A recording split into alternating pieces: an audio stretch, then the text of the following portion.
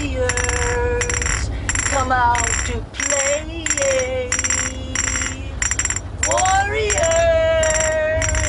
come out to play.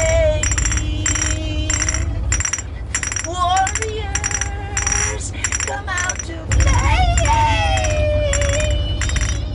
Warriors, come out to play. Warriors, come out to play.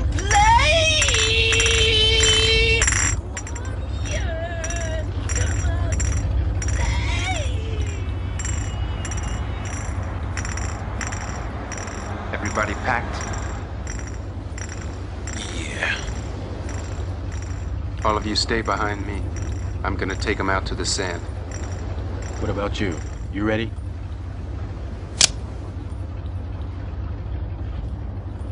Let's do it. Folks, I absolutely love doing this. This is my passion. For those of you who don't know, I have a long military career, 27 years and counting. Next year, I'm tapping out. I'm retiring and moving on to this full time. This is my passion. Something else, thank you, I appreciate that, I appreciate it. Something else many of you don't know, I am a retired New York State Trooper. Yes, retired 2013. Got tired of shoveling snow in New York 3 or 4 times, you know about that, right? And they called me up and said, hey, listen, you want to come to Florida? Give me a ticket. I'm there. So folks, this morning, what I want to talk to you about is about this mission that you all on. So you all are going to have to forgive me for calling this Wounded Warrior. That's what I know you all as. You're my family, okay? So just stay with me as I say Wounded Warrior. You know who you are, right? All right, good deal. As I stated, 2013, I put in a long career as a New York State Police, 20 plus years. Folks, 1992, I came off active duty from the Air Force, Griffiths Air Force Base, New York, upstate, way upstate, all the way up, where it's cold, 2 seasons, cold and colder, all right? When I went into the academy, I was 25 years of age. I was in the best shape of my life. Folks, I was ready. I went through the academy, flying colors. Went out to the field, did my field training command, flying colors, acing all my tests, studying hard on the weekends so that I could learn everything there was to learn about law enforcement so I could do the job a little bit differently. But folks, sometimes life hits you with things that you can't learn in a book. Okay? Now, I just want to let you all know, when people describe me sometimes, they say, oh, he's like a minister. Folks, let me tell you something. Don't wait in that line for me to pray for you. You may be in the wrong line, all right? You may be in that real long one, all right? But, folks, I was ready to go. I had studied my craft. I was good. One day, I get a call from the dispatcher. She says, return back to the station. You need to go and see this investigator because he has to go and effect an arrest. Now, our investigators are plain clothes like this. So he needed a uniform presence. That was me. I said, okay, fine. I threw on my Superman cape because I thought I was ready to go, and I was off to the station. I get to the station. The investigator says to me, listen, we're going to go to this guy's house. And when we get there, I don't want you to touch nothing because this guy is filthy. Now, this is what he's telling me. I'm a young 25-year-old trooper just coming on the job, hadn't been on the job for a good year. My ID wasn't even dried up yet. Don't touch anything. This guy is nasty. He's a hoarder. Anybody ever seen that show called Hoarders? Okay, I saw it before the show came out. All right? So we get in the car, and on the way to this gentleman's house, this investigator is just lambasting this guy. He's a bum. He's not worth anything. He's a piece of crap in not so nice terms. So as I'm riding, I'm developing this picture in my mind of who this guy is going to be. We arrive at the house. The investigator says, let me go in first. You just hang back in case I need you. Okay, no problem. Got you. Raps on the door. The door comes open. And folks, this gentleman walks to the door, and his body was contorted in a way that I had never seen before. You see, he was a Vietnam vet, and he had been blown up twice, and he was severely disabled to the point where his body looked like artwork. His back was bent. His arm was bent back behind him, and he couldn't move it. Both of his legs were kicked out at the knee, and he could barely stand. I'm looking at this guy, and already my street sense comes back. And I'm thinking, why did this investigator talk about this man this way? It didn't stop there. The investigator says, get over here, turn around, let me put the handcuffs on you. Folks, I'm thinking to myself, where are we going to put the handcuffs on this man? Does he need them? Can we bend protocol a little bit for the sake of this man's health and welfare? No. Investigator said, put the cuffs on him. I said, okay. Policy is you put the cuffs on the person behind their back. I wasn't going to do that. I said, okay, I'll tell you what, I'm going to cuff him, but I'm going to cuff him in the front. And I'll sit in the back seat and watch him. On the way to the station, this investigator is talking to this man and cursing up a storm at this man like he was the lowest thing on the earth. The man says absolutely nothing. We get to the station. I take him out of the vehicle. We take him in the station to the processing room.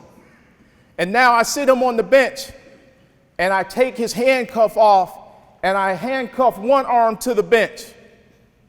Now the investigator leaves, folks. And there's nobody in that room but me and my friend Bill. As I'm standing there, 25 years fresh on the job, this man is about 10 feet from me. He looks at me in the eye, and he says, listen, you guys think you're doing something to me? You can't do anything to me that hasn't already happened.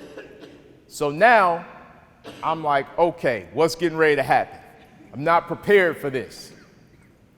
So this man starts to tell me his experience of being in Vietnam. And he says, listen, young man, when I was your age, I was over fighting a war. Twice, my platoon, all of them got blown up and murdered except for me. I had to lay under dead bodies for days until somebody came and rescued me. I'm eating food out of people's sacks as I'm laying underneath the bodies. And I'm standing there, folks, and I'm saying, the academy didn't prepare me for this. They didn't give me a scenario about this. This is life. So as he's talking to me, I can tell he's sizing me up. And now I'm looking at him, and I say, I have to go somewhere and find what I need for this man. And folks, I'm not trying to convert anybody today. I'm not trying to make you something that you're not, but I'm going to tell you, for me, what I had to do was dig deep. I had to go beyond the books. And I had to go back to something I had as a child. It's called my faith. And as I stood there and listened to this man, I started to pray. And I said to the person that I believe is my God, I don't want to put that ownership on anybody else. I said, Lord, please help me in this situation because I don't know what to do. I didn't get trained to handle situations like this. And as I said those words, out of my mouth, without my lips being prepared, I started to say to this man, listen, for whatever reason you're here. I don't know what it is. I'm 25 years old. I don't even know why I'm here right now.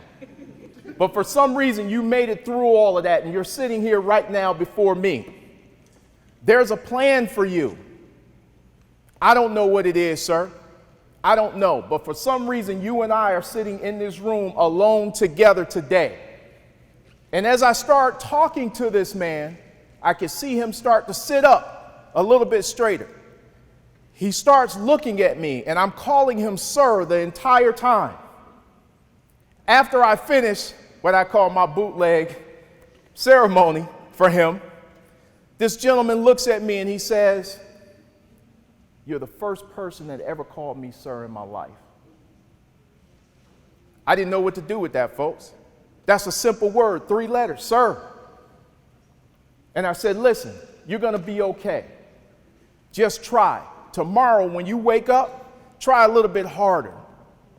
Just try. I don't know where to tell you to start, but just try." He said, "Okay, trooper." We whiz him off to jail. I don't see Bill for a few months. Now I go to court one day, and it's about 30 officers sitting in the courtroom. I hear shackles coming down the hallway. In walks in the sheriff, and he's got a whole string of prisoners in tow. Guess who's in tow with him? Bill. But Bill had changed, folks. Bill came in. Bill had on a clean, crispy white t-shirt, a pair of washed jeans, and a nice pair of sneakers. He walks in, he sees me, "Trooper Richardson," real loud in the courtroom. Now the judge is sitting up here trying to do his work, and this guy is yelling my name, and everybody stops and they're looking at me. So I go over to him and I say, "Hey, how you doing, man? Good to see you." He says, "Trooper Richardson, look at me. Look at me." He said, "I can't stay out of trouble, but I'm trying. I'm trying. I'm trying." And folks, I began to tear up a little bit. Because you see, what I thought was a little thing to me was something large to him. I took for granted that the words that I was telling this man was just going in one ear and out the other. But I prayed when I spoke to him to give me the strength to do the right thing. That's all I had, folks. I was 25. I didn't have no more than that. I was tapped out. But I gave him the little bit that I had. So let me say this to you all, since you all have been here for what, a day now? And you've been hearing all of this stuff that gets your emotions all down. I come in, y'all look like all sad and everything, like it done rained on you or something. I'm in the back rushing, trying to get dressed for you all. You all sitting here like, "Oh my goodness, this conference."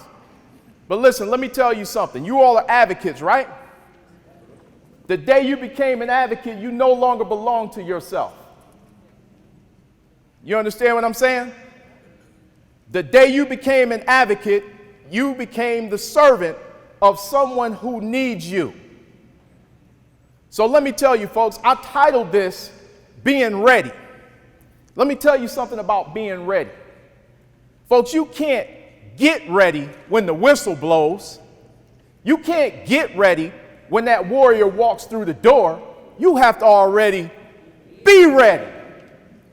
You have to be ready before that person walks through the door and sits down before you.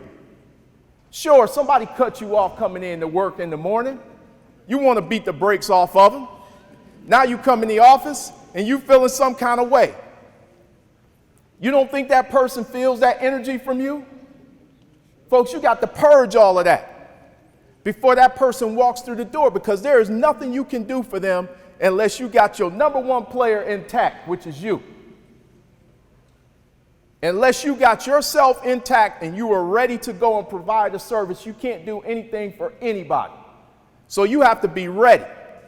Now I'm going to tell you how you get ready. These are some of the things that I have done in my day to be prepared.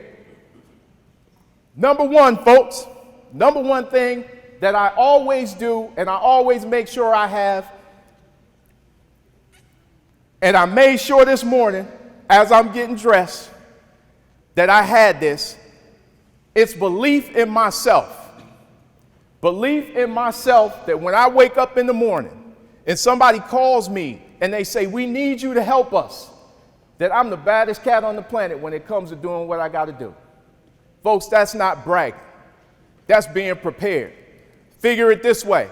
If you went to a surgeon and you told that surgeon you need an operation, and that surgeon starts stuttering and stammering, telling you, I think I can take care of your situation, what are you going to tell him?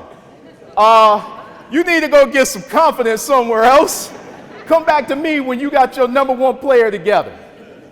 You want that person that when you walk through the door said, listen, I do 200 of these a day. I have a 99% success rate. You're not going to be my 1% today. I got you covered. That's the person that you want. Folks, you got to have a belief in yourself that's that strong that it's unwavering, that nobody can shake you off your block. Number 2, you must have passion for what you do or you can't do it, folks. You cannot do it if you don't have passion for what you do. How many of you have had a customer service experience where you walked in and the person looked at you like you owe them some money? Probably this week, right? You stand in line ready to give up your money and this person's looking at you with an attitude. Don't you know I'm getting ready to pay for your paycheck right now by being in here and you looking at me funny? You got to have passion for what you do, folks, and you got to let people know when you come in, hey, I am ready for you. Sit down. Sir or ma'am, how can I help you today? That's number 2. Number 3, you have to have faith in your process. Now, I know I may not get an amen on that. I know I may not. But let me tell you something, folks. These processes that we have been in place for a long time. And that's not to say that they're the best, but they have worked. They have worked. And guess what? When they don't work, who needs to fill in that blank? You all do. You all need to be able to interpret those policies. Don't go straight by the book. That's just a guide. It's only going to give you so much. In between 1 and 2, there's some empty space, right? That's where you all come in. You have to fill in that empty space. All right? Number 4, never think that you're better than that person that's sitting across from you, because they'll feel it every time. They'll feel it every time. I don't care what their condition is, folks. You haven't experienced what they experienced. They're looking to you to help them. You all understand what I'm saying? Those people are coming to you for you to put your hand out, not to receive a handout. There's a difference. They just need your help. They need you to be strong. And last, folks, but not least, the one thing you absolutely have to do each and every day is prepare yourself for the thing that you may face along the way. I could not prepare myself for what I was going to face that day.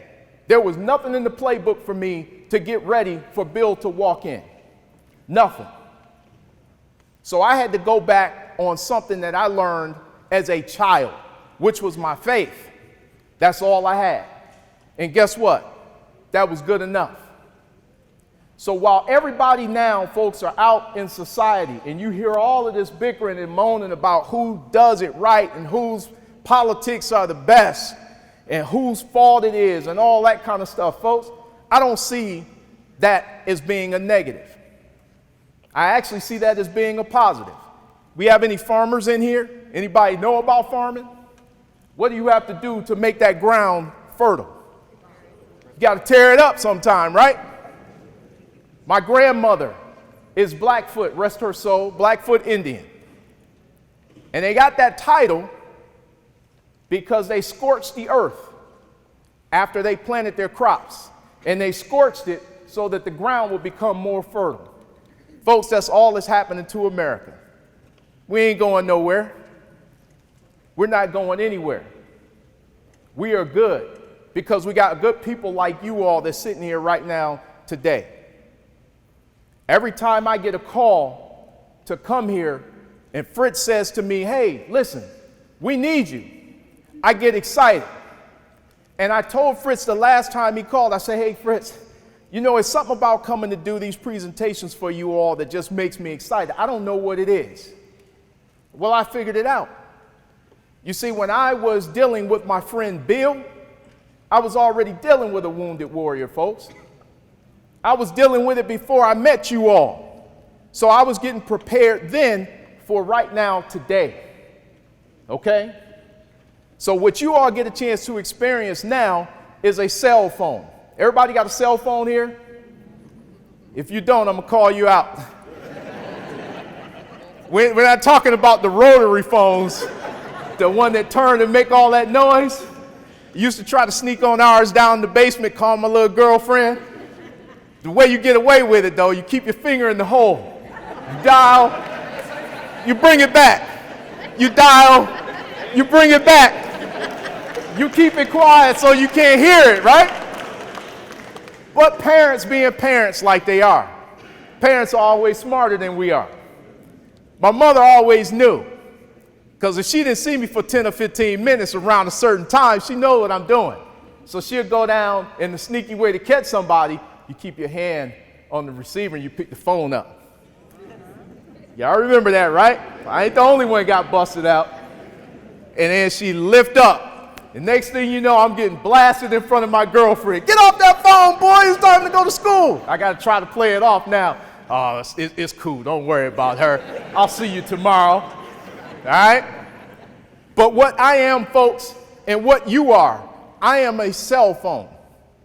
If you think about your cell phone right now, and I ask you without looking, look at everybody picking up their phone. Let me see what's going on in my cell phone. If I ask you right now, how many apps and programs do you have on your cell phone? Could you all tell me? I'm not even going to waste my time because I know you can't.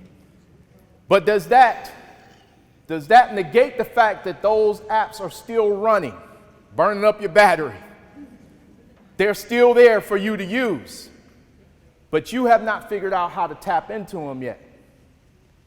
That's the same way with human beings, folks. Every experience you have is like an app on your phone. Goes into that database. You all as advocates got to figure out how to get to those folks' apps so they can tell you what they need from you. Y'all tracking? That's Army time. I know we got a whole lot of Army folks in here. I know you should understand that, right? Tracking means, are you following, for you civilians who've never heard that before? Okay? So remember, folks, when people come into you, they're coming for a service. You are there as the service provider. You have given yourself to these people to help them get what they need. And when you leave that day, you go home and get yourself a supercharge. Whatever that supercharge is for you. Okay? It may be in a flask, it may be in a bottle, it may be in something else. You get what you need. Don't overdo it. All right? Don't overdo it, but you get what you need to be charged up and to be ready to go that next morning when you come in. Is everybody following? Okay, now, this is what I want to say to you all, in part because I know I got to leave you some time to ask some questions, if you will. I'm going to ask you all to do something. I'm going to ask you all to do something we used to do when I was in kindergarten. Now, I'm going to tell you, I'm 50 years old, so I'll put mine out on the table. But I'm good with mine. Every day I can get up, I'm okay with that 5 and that 0. All right? But I'm going to ask you all to do something with me that I think we need to do as people. You don't have to if you don't want to. Don't put it on the organizers who called me here. I'm asking you to do this for me because I think that the country needs this. If you will, and you feel that you want to join me in saying the Pledge of Allegiance to this country, because no matter how bad it gets, folks, any of you have ever been deployed, been to different countries, we got a pretty good place to live in. Trust me. With all of our issues and our mistakes, I don't want to live nowhere else but the United States of America. Amen. All right? Give it to me. With all of our shortcomings, I'll take it. So I'm going to ask you all, if you want to join in and repeat after me as we cite the Pledge of Allegiance and let Tampa know that we're in the house. If you can't stand, don't worry about it. I understand. I just came off surgery myself. Do what you can from where you are. So folks, let's do it like we used to do back in the day. Place your hand over your heart. Repeat after me. I pledge of allegiance. Come on, folks, let's go. Let's let Tampa know we're here. Of the United States and to the republic. One nation. Hold on. How many nations? One. Come on, folks. The Buccaneers don't know we're here. How many nations? One. Stay with me. Just stay with me. Because we got to make sure we respect everybody in here. So let's get one more. One nation. One nation. Under a groove. With liberty. And justice. For all. Thank you, folks. Have a seat. Thank you, Tampa. Listen, I needed you all to do that just for the simple fact that I think at some point we need to stop waiting for our leaders to help us come together. We need to start doing that ourselves. Stop looking for somebody else to tap us on the shoulder and say, hey, everything's going to be all right. Each and every one of us is part of society, right? So you make your little section of that puzzle a little bit better for the next person coming through. And then the next person will do the same thing. And the next person will do the same thing. That's how you bring the country back together. You unite yourself when you can. And you look around this room right now, there's a diverse group of people in here with all kind of apps that need to be utilized for the betterment of wounded warriors in our country.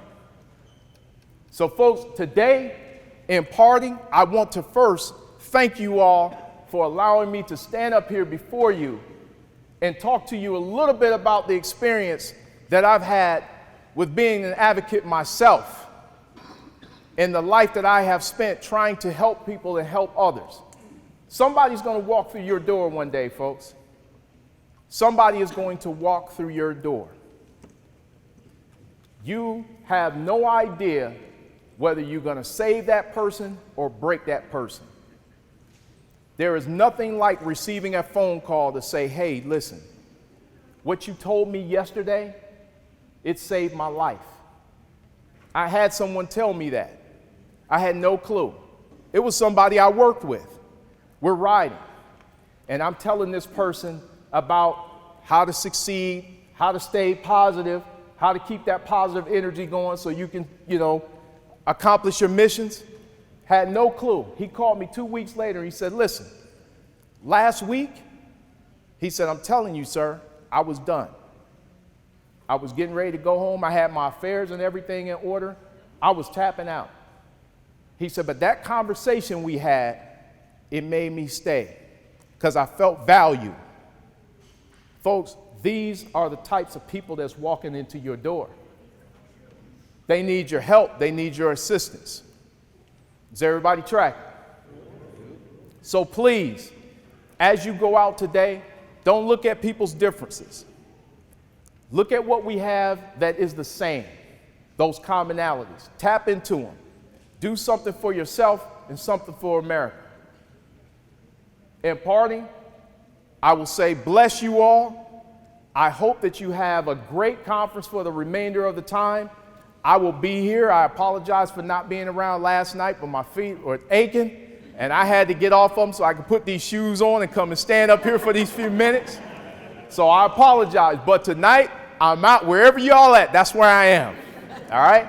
So thank you so much. I really appreciate it, folks. You have been a pleasure. I know it's quick.